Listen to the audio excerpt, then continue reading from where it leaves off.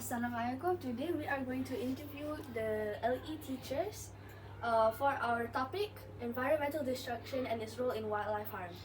I am here with Auntie Diva and she will help me answer these questions. So Auntie, to begin with, could you explain what environmental destruction entails and how it directly impacts wildlife populations? Impact the wildlife. Uh, this is based on my opinion. Yes. Environmental destruction is basically coming from human activity that affecting the environment. Example, deforestation or industrial that cause air pollution and etc. Okay, that is coming from the human activities. So yeah, a lot of destruction that affecting the environment will be affecting the wildlife ecosystem somehow. Okay. I see. Okay, in your view, which human activities are currently the most damaging to natural ecosystems and animal habitats? What really corrupts the whole nature? The most one Yes. I would say industry activities. Okay, so for example, coming from the how do we call it? Do we call it factory? Factories activity because of blooming of industrial coming. Some of the waste affecting, they just release the waste or the oil into the river that sometimes not only damaging the aquatic animals in the river, but it goes affect the human as well because the supply of water is coming from the river, right, mainly. So because of the blooming of the factories or industry, nowadays it causes the effect towards the river and also the water animals. Same goes to human, where we when there is a pollution in water, it will affect our the human living as well, right? Human activities. So yeah, I would say that that would be the most activity from the human that affect the environment. Alright. Thank you, Auntie. Thank you so much for your time. Welcome.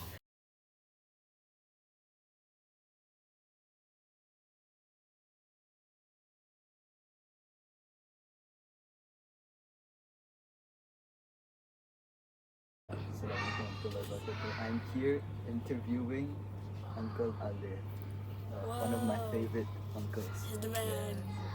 With his hair. Okay. Alright. I'm here to ask Uncle two questions. First one, deforestation is often cited as a major concern. Can you walk us through its specific effects on wildlife species? Okay, deforestation has been a major issue, especially in Malaysia. You can see, if you go to Pahang, you can see a lot of bold forests. Okay, what are the effects on towards the ecosystem? First, it will lose the habitat of few animals such as orangutans. Okay, orangutans, the tigers. Okay, those are the causes. Okay, for animals like that to be classified as endangered. Okay, that's the first. That's the first. The first cause. That's the first effect. The second effect is when you cut down trees. When you cut down trees, global warming will. The chances of global warming will increase. For example, the trees trap carbon dioxide. If we don't have enough trees to trap the carbon dioxide, it means the earth will experience an effect called the greenhouse effect. Okay, the greenhouse effect, which means the earth temperature will increase. So we have at least 4 years, okay, more or less, until that happens, the climate change happens. So what happens if the climate change, natural disasters will occur more. Okay. Interesting. All right. We'll move on to the second question. How does pollution, particularly in oceans and rivers, affect animal health and biodiversity? Okay, if our rivers are polluted or our oceans are polluted, okay, all the the obvious answer what are the effects of it is, and the marine life, okay, the marine life will deplete, which means the quality of their life will decrease. If the quality of their life will decrease, eventually they will become extinct. Okay, for example, there's a phenomenon we call as the bleaching of the corals, coral bleach. Okay, back then when there were not much pollution in the waters, in our waters, the corals are colorful. If you go to Terengganu and you have a dive there, you will see a lot of corals that are dead, but they are not entirely dead, but they are dying. Okay, they are not colorful. Instead, they are bleached, which means they are white. They are not lively as they were, and they cannot be inhabited by the fishes there. So if the fishes doesn't have any home, it will increase, or they will increase their chance of not surviving. Okay, that's one. Okay, that's one, the coral bleach. Second is the extinction of few marine life. For example, marine life, for example, if the ocean temperature increases due to global warming, okay, due to global warming, the animals in the marine life have to adapt to it. Okay, we have a phenomenon where the megalodon once existed because the temperature back then was very cold, so the megalodon can exist. But since a few times that the temperature has increased over the time, the megalodon cannot adapt to its temperature, since that is why it is extinct nowadays. So a few marine life will extinct. That is all. All right. Thank you, Uncle. Thank you for your time. Thank you.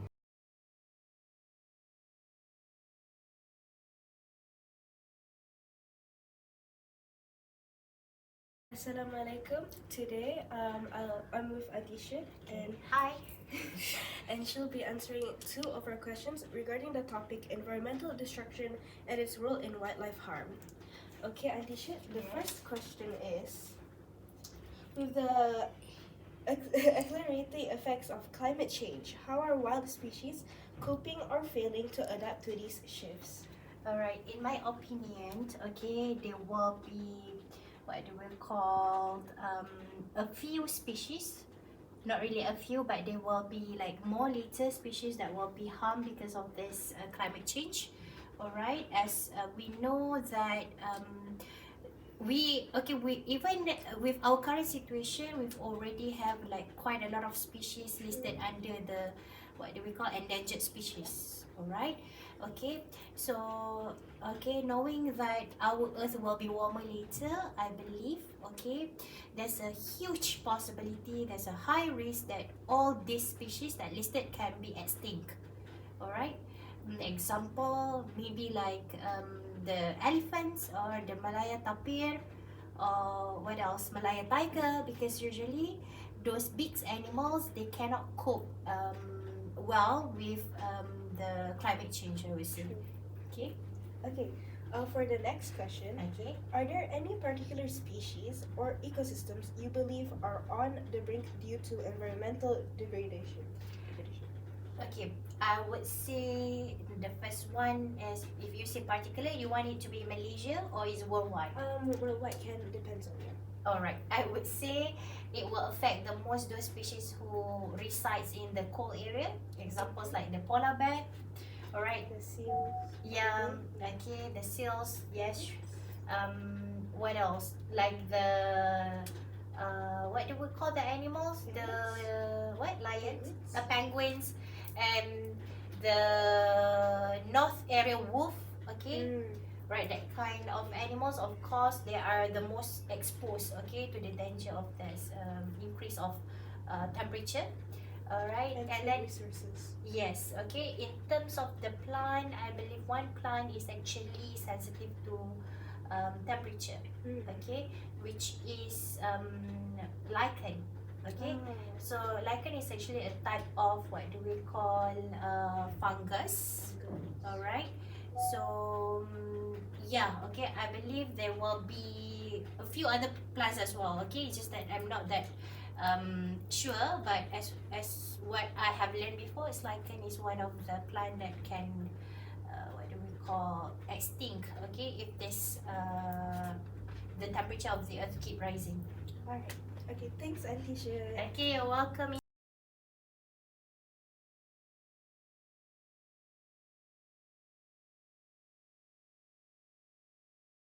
Assalamualaikum everyone. Today I am here with Auntie Nina, our ICT or APL teacher, and she will help me answer today's topic for the questions. Environmental destruction and its role in wildlife farming. So Auntie, could you explain you know how invasive species are often mentioned in these type of conversations? What role do they play in the decline of native wildlife? Okay. About in the university, meaning they go to a new place. Yes. Right? When they come to a new place, for sure for animal, they want to have their thing to survive. Like the human, we need to water, we need our food, we need our clothes, we need our shelter. Also same like animal. When they go to any new place, when they come to new place, for sure they want to find the same things. They want to find the shelter, they want to find their own place, and then they want to find the mate, okay? And then they also want to find their food. Meaning they want to go to somewhere that have the water supplier, like pond, something to that easy to make their group is enlarge their group. Because for sure they want to have their generation one by one because they are mating. If not, they become too distinct, right? So when they come to a new place, for sure they want to become the leader, especially the male animal. They want to get the power to control that place. Even though they are a newcomer, it not that they need to follow the old one that stay there. Okay, so that's all that I can say about this animal ecosystem that we can say. Okay, Auntie, could you explain what habitat fragmentation is and why it's such a critical issue for conservationists? Fragmentation meaning Fragmentation meaning what if their habitat breaks into smaller parts? okay. First of all, when they go to a smaller part, sometimes they can survive, sometimes they cannot survive. Okay, because they come from the big group, then they go to smaller group. Maybe it's like separate into three group. One group is survive, and the another two group maybe have their predator come to them and catch them, and also maybe because of the shelter, because of the weather, because of the food. So it can make the species become distinct from the world.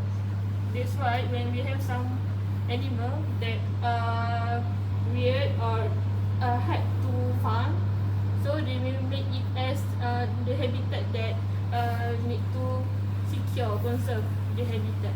That's Thank you so much, Auntie, for your thank time. you.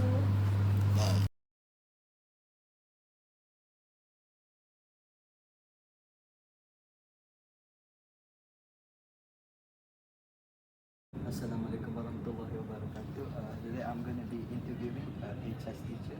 His name is Ustaz Asad. So, Ustaz, some argue that certain animals are adapting to human-altered environments. How common is that, and does it offset the broader losses we're seeing? Okay, I'm agree with this statement because we can use this statement as the solution. Because every human being is unique, you know, so they can heal their pain of loss something or someone maybe by with anything. So yeah, I totally agree with this statement. Lastly, what are the most effective actions individuals or policymakers can take to mitigate environmental damage and protect wildlife? Right. For me, they can raise up this issue, they can raise up this problem more harder and make the great policy But before that, the leader must to talk with the citizen, must to discuss with them, and to solve their problems. So this is for me. Thank you, Ustaz.